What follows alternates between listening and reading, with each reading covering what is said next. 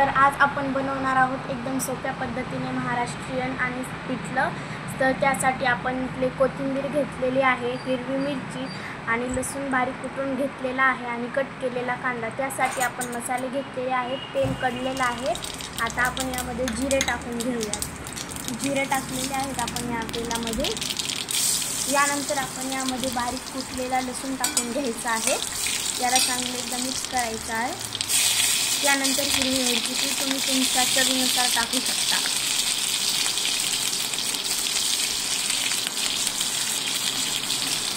त्यानंतर आपण बारीक कट केलेला कांदा टाकून घेऊया। याला पण असे छान मिक्स करून घ्यायचं आहे।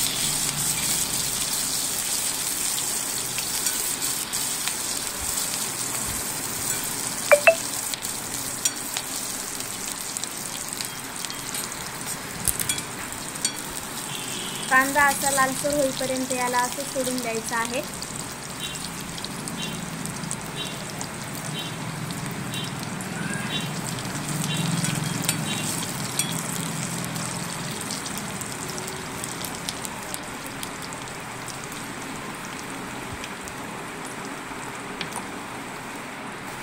त्यानंतर आपण यामध्ये कोथिंबीर टाकून घेऊया।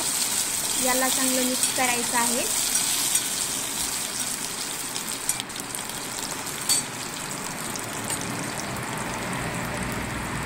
कोथिंबीर टाकल्यानंतर आपण यामध्ये हळद, चवीनुसार लाल तिखट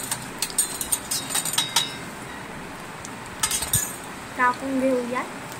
याला चांगलं असं मिक्स करून घ्यायचं आहे।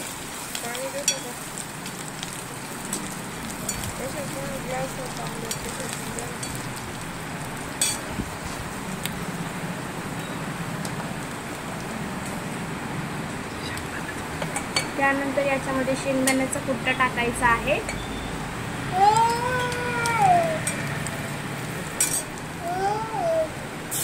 त्यानंतर यामध्ये आपल्याला पाणी टाकायचं आहे।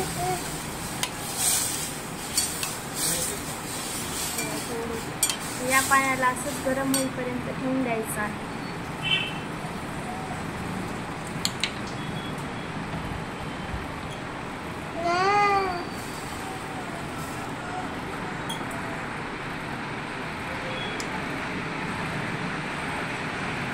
त्यानंतर आपण यामध्ये आपल्या चवीनुसार मीठ टाकून घेऊया। यालाही चांगलं मिक्स करून घ्यायचं आहे। तर आता हे उकळी आलेली आहे, तर यामध्ये आपण थोडं बेसन पीठ ॲड करत जायचं आहे आणि याला चमच्याने मिक्स करत जायचे, जेणेकरून याच्या गाठी तयार होत नाही। असंच मिक्स करत जायचं आहे, टाकत राहायचं आणि मिक्स करायचं। याच्यामुळे गाठी तयार होत नाही।